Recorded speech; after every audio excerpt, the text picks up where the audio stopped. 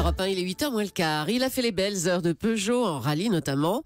Il est l'ancien patron de Ferrari et aujourd'hui, il préside la FIA, la Fédération Internationale de l'Automobile. Jean Todt est votre invité, Thomas, pour l'interview vérité d'Europe 1. Bonjour Jean Todt.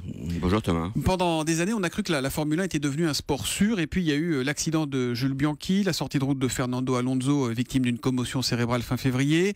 Ce week-end encore, lors du premier Grand Prix de la saison, le pilote finlandais Valtteri Bottas a violemment heurté un vibreur. Il a fini à l'hôpital.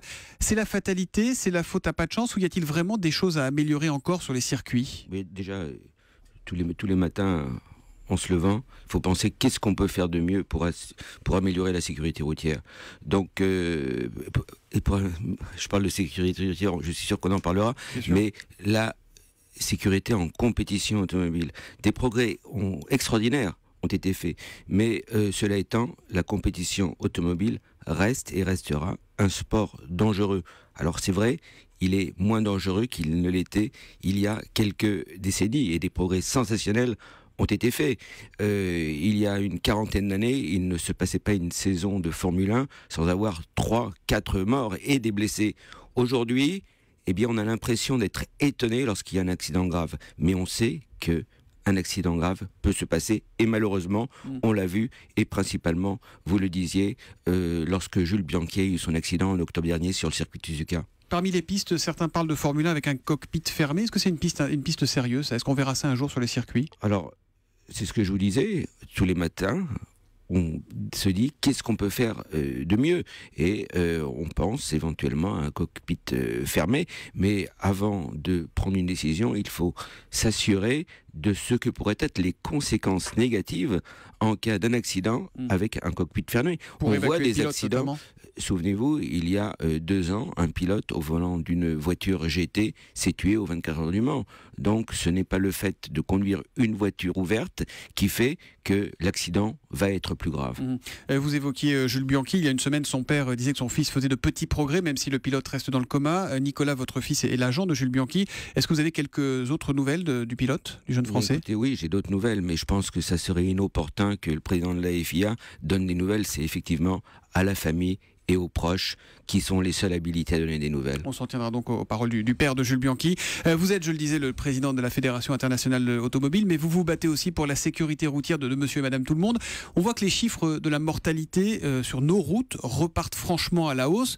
Comment expliquez-vous cette rechute sur les routes françaises ? D'ailleurs, dans le monde entier, un chiffre, dans le monde entier, 1 300 000 morts à cause des accidents de la route.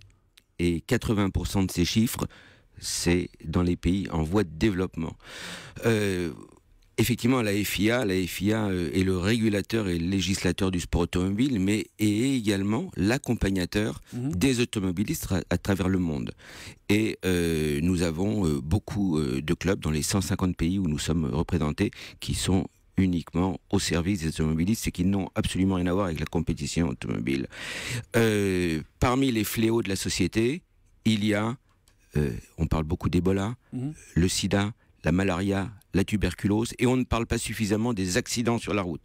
Effectivement, vous le disiez, 1 300 000 morts sur les routes tous les ans, 50 millions de blessés. À l'horizon de 2020, il pourrait y avoir 2 millions de morts, 80 millions de blessés. Ça veut dire que ça deviendrait le fléau numéro 1 de la société. Donc, une des vocations de notre organisation, qui est une organisation pour les automobilistes, c'est justement d'adresser ce problème. Vous parliez de la France, alors c'est vrai qu'il faut chercher l'amélioration quotidienne, mais la France a fait des progrès sensationnels. Il y a une quarantaine d'années, il y avait 16 000 morts, avec 3 fois moins de voitures. Aujourd'hui, il y a un peu plus de 3 000 morts, ce qui est toujours énorme, avec 3 fois plus de voitures. J'étais en Inde ce week-end, il y a 260 000 morts sur les routes tous les ans. 260 000 morts chaque année en Inde. Donc ça veut dire 1/5. Alors c'est vrai que l'Inde est un pays avec 1,3 milliard d'habitants, mais la situation est terrible. Alors pourquoi ? Parce qu'il n'y a pas d'éducation, parce que les lois ne sont pas imposées, elles ne sont pas suivies, les infrastructures routières sont mauvaises et les véhicules sont trop anciens. Alors qu'en France, eh bien, tous ces paramètres sont réunis. Alors qu'est-ce qui ne va pas en France ? Il y a des radars partout,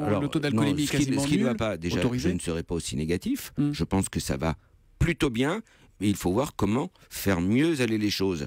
Alors c'est simplement déjà en étant vigilant tous les jours, s'assurer qu'on ne baisse pas la garde, voir également que une attention plus importante soit apportée à la conduite sous état d'ivresse. Également, par exemple, les éthylotests liés directement au système de démarrage des voitures. C'est quelque chose de très utile. Ça, il faut le faire.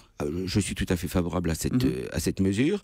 Est-ce qu'il y a un problème de formation dans ce pays, de méthode d'enseignement? On sait que les pilotes de moto, de voitures sont extrêmement bien formés. D'ailleurs, aujourd'hui, le permis moto est beaucoup plus exigeant que le permis voiture. Est-ce qu'il faut revoir ça? Le rappel